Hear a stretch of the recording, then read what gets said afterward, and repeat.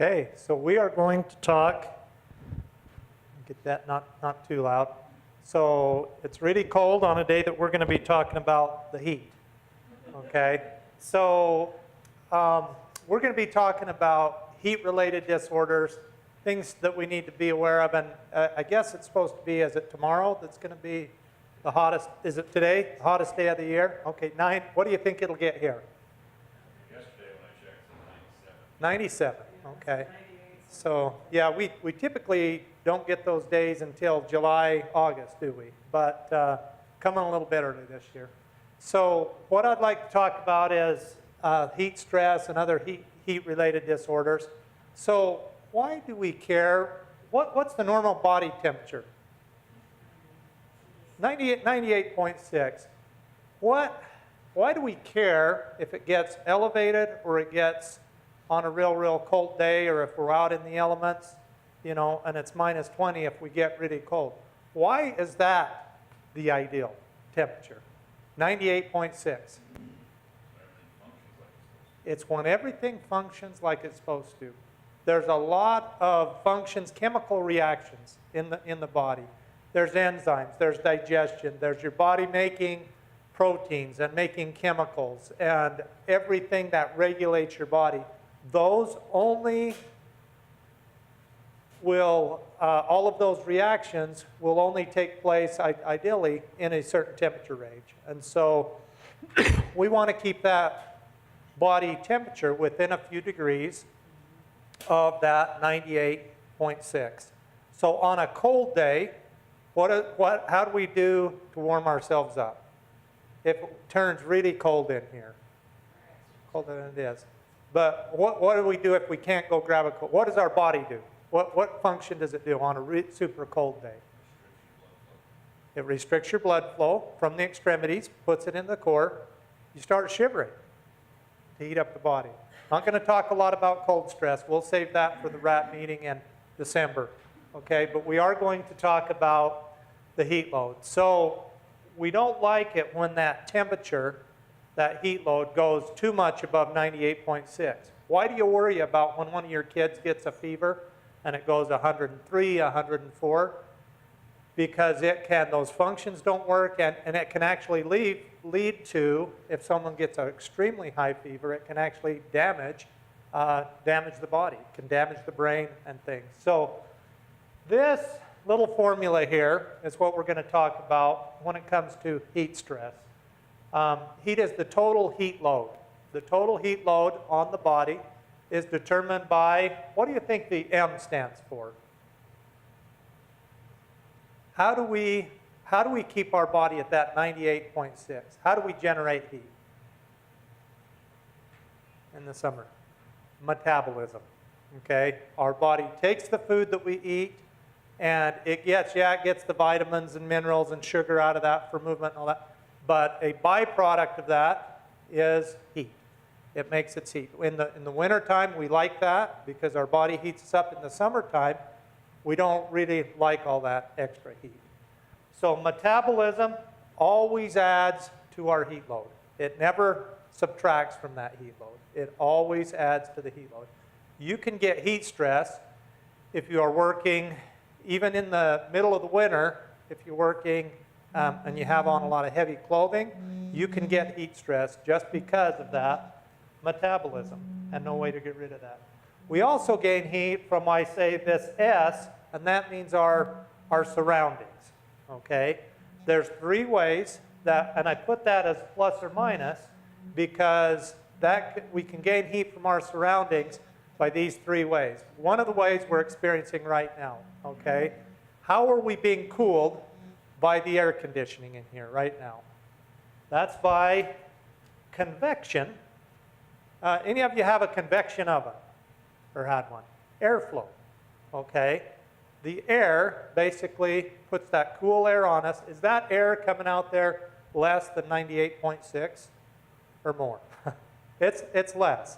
So it is cooling us down. Convection airflow, common name, that's a big deal outside. On a hot summer day, we want that air flowing. Now, what if that air But even on a summer day, if I go outside and I plug in, I take an extension cord and I plug in the hair dryer, is air always good? If I turn that on hot and on high and on a hot day, well, I need some airflow, so I'm going to spray some hot air on it. No, that's going to heat us up even more. So it depends on the temperature of that air. R stands for radiation.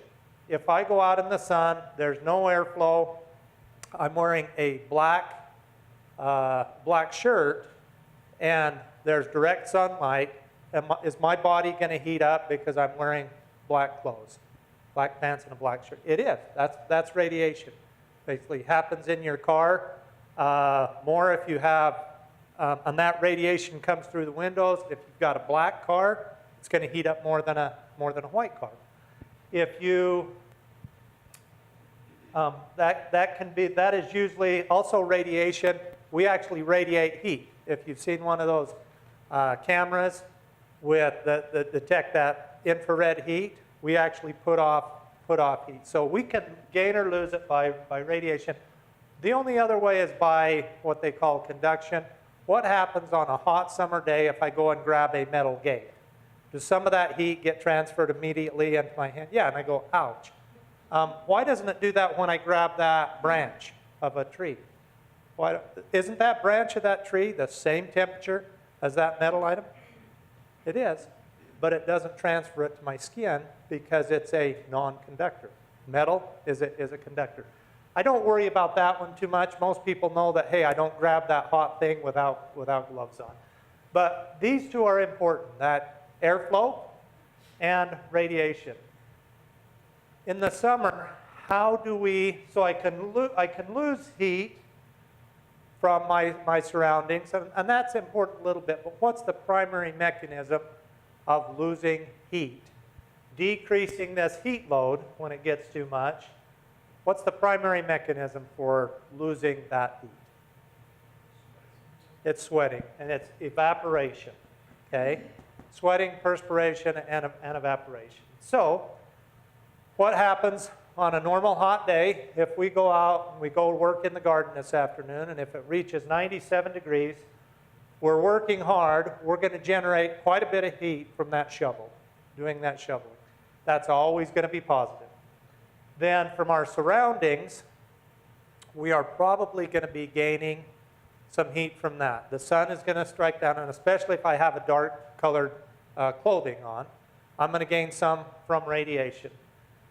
And then the airflow, evaporation, so my body's going to say, hey, core is getting too hot, cool down. I'm going to send that message to my brain. Brain is going to start perspiring. It's going to dilate the blood vessels and say, okay, send the blood from the core to the extremities and even my face. That's why I'm going to, when I'm shoveling, I'm going to get that red face, okay, because there's going to be a lot of blood there. Get that hot blood out to the surfaces so that it can evaporate.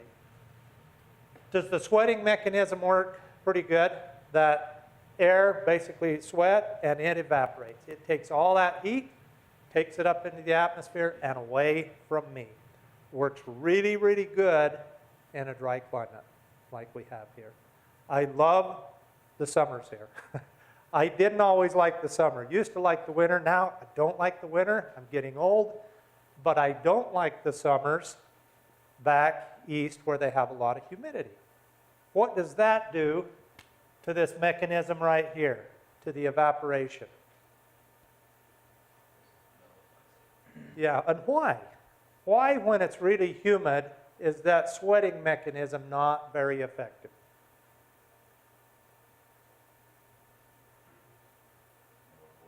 Nowhere for it to go because the air is already saturated with water vapor.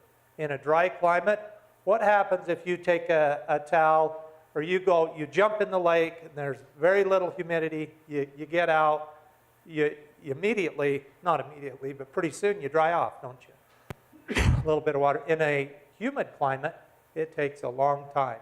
And if it's really, really humid, you know, that humidity, it may not even dry for, you know, you might have to throw it in the dryer or somehow take that humidity out. So this is really important. It generally works good. It works especially good in a dry climate.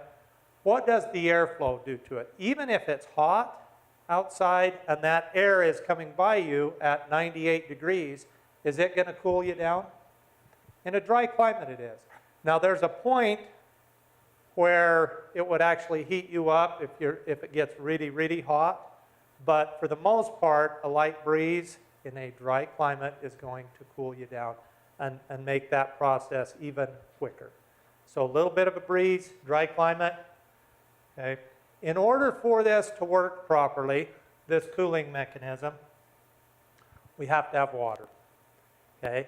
So, and the biggest thing that we can do to preventing heat-related disorders is drink lots and even more water.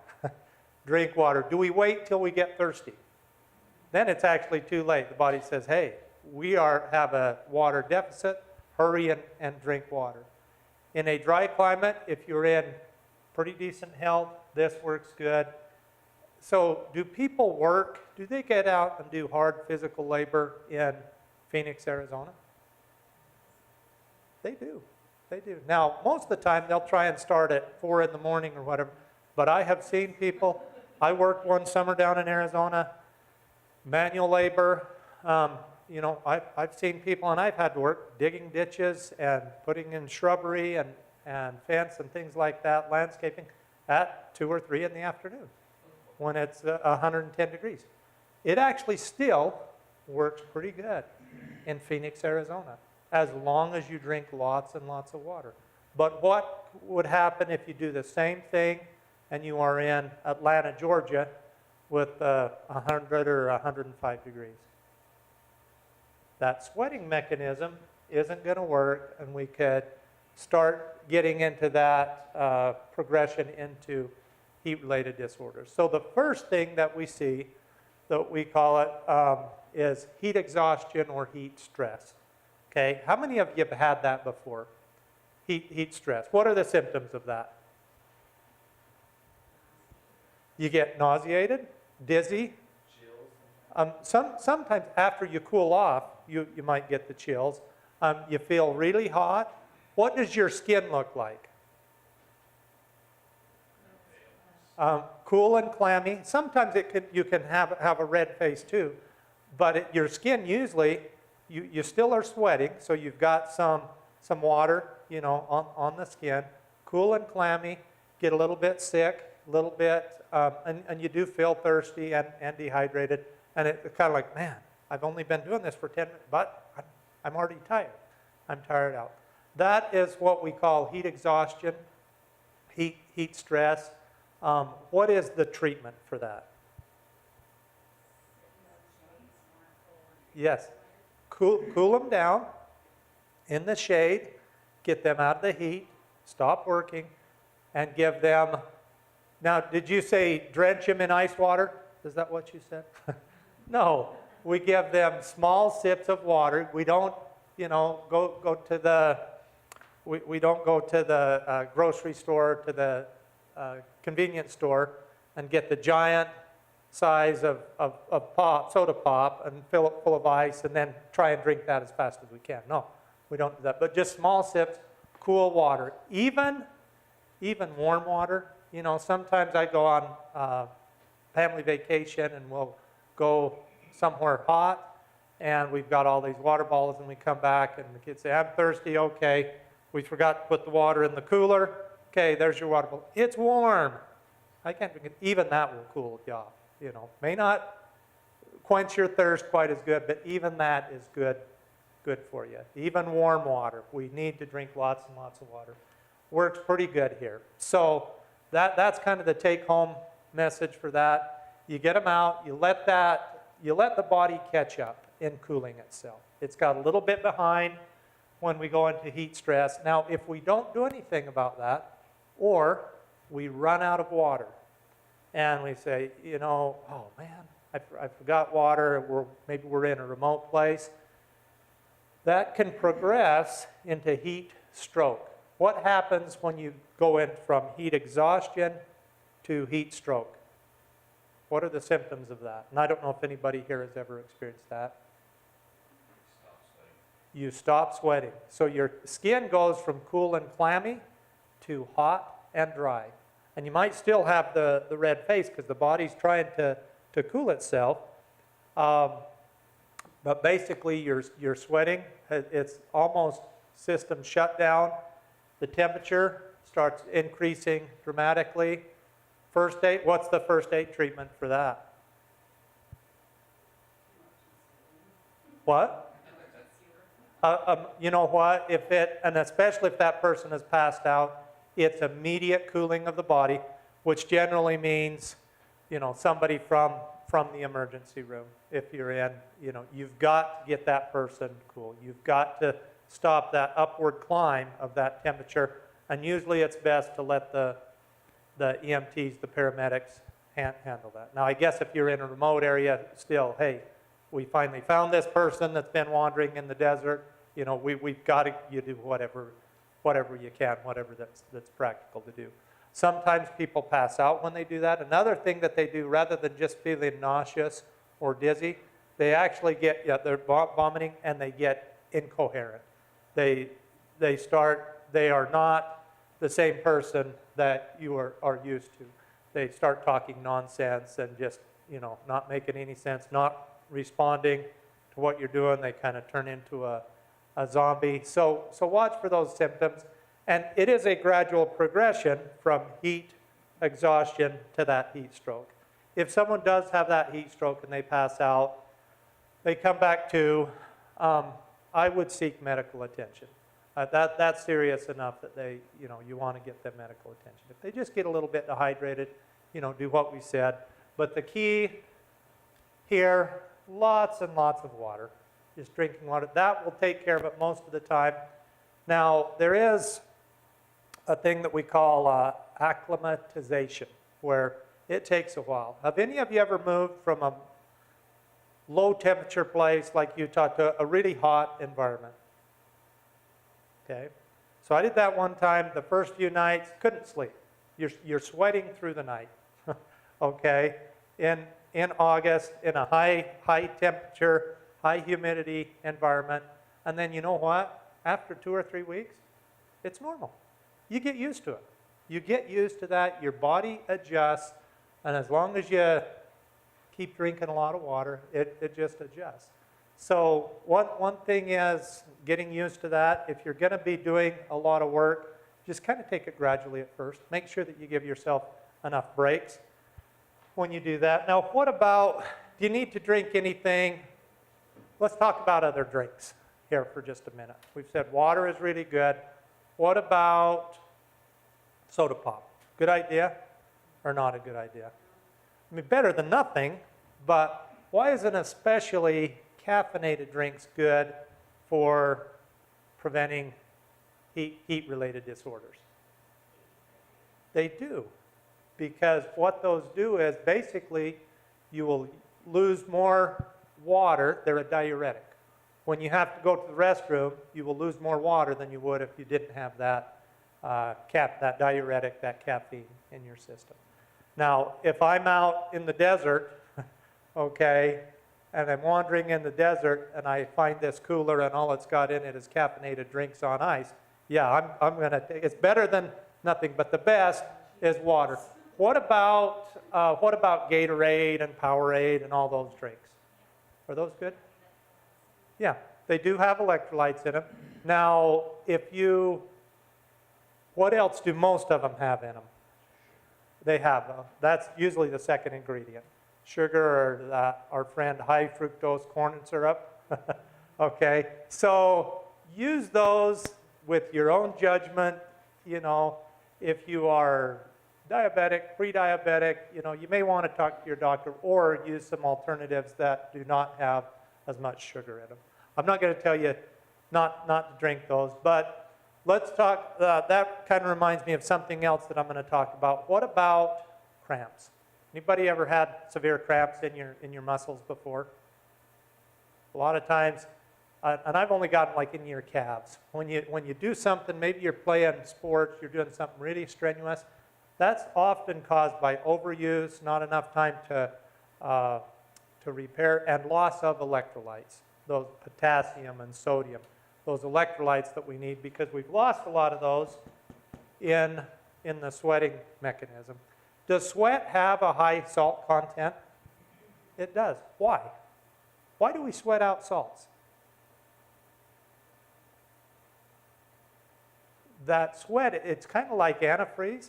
So if you don't have a lot of, the reason the salt's there, if that salt is there, it takes more, when it finally evaporates, it actually takes more heat with it. It's kind of the same as like antifreeze. But so we do that sweat actually has a lot of salt in it. And sometimes if we sweat too much, we run out of, or we get low on salt. We don't usually run out. But so in the summertime, I like to salt my food more, and I know that if I go out and I go hiking, I'm out working outside all day on a hot summer day, I come back in and I'm like, oh, where's the potato chips?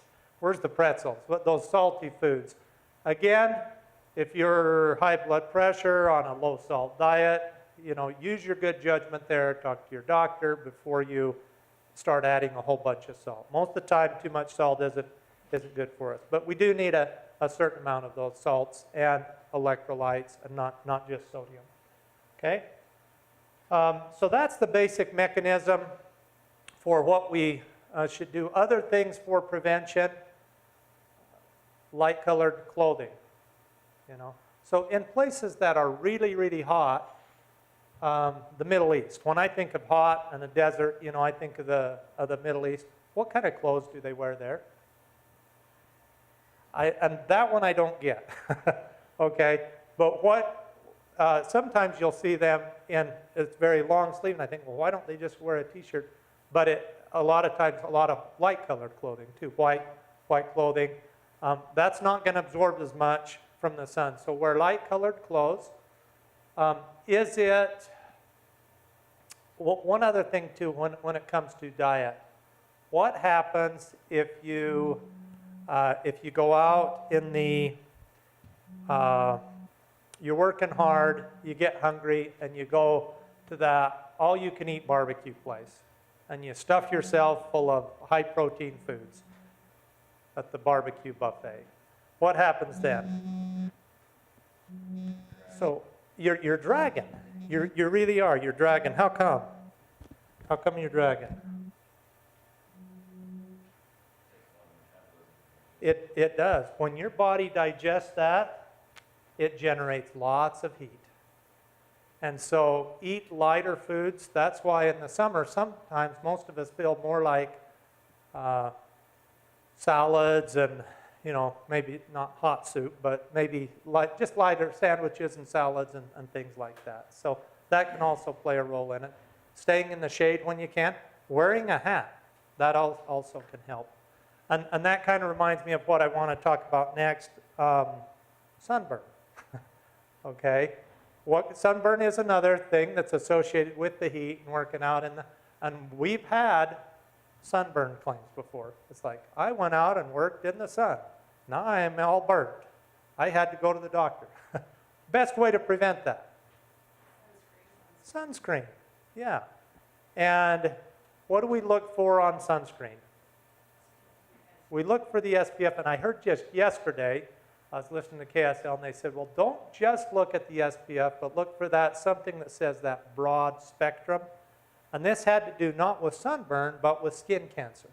And they said that if we just look at that SPF 50 or 30, that's good for preventing sunburn, but that still lets some of that UVA light in and some of those different wavelengths, and those can cause cancer. So look for something that says not only high SPF, but it'll say something like broad spectrum, that it will cover the broad spectrum of UV light. But yeah, use something with a high SPF and skin cancer and then sunburn. Sunburn isn't fun. So, and also wearing long sleeve, light colored clothing, hats, and things like that. And that can also reduce our heat load here from radiation. Okay. If we Now, if we are working in a humid environment, we have to look at a few other things too, because in Atlanta, Georgia, when it's really hot, this sweating mechanism, you sweat, you still do that, but it just, drips off and doesn't effectively cool you. So we have to look at some different things there. But for Utah, dry climate, it's easy. Drink lots and lots of water. Don't wait till you are thirsty to say, hey, I'm going to have water. Just lots of cool water. If you're not in a habit of drinking water, because you always want to have something, juices or something else, get in a habit of it. That will help reduce that. Let's see. Anything else that we need to talk about on heat-related disorders? So yeah, don't overload your meals in the summertime. Eat lighter meals. Maybe rather than having that huge lunch, you eat snacks throughout the day.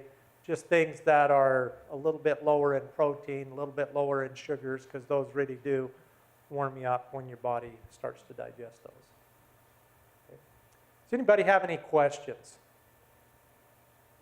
Any questions about that? About keeping cool this summer? With you and while you're at work and while you're at home too with your families. No questions? Okay. Well, thank you for coming. And our slogan at WCF is be careful out there. So in the hot sun, be careful out there.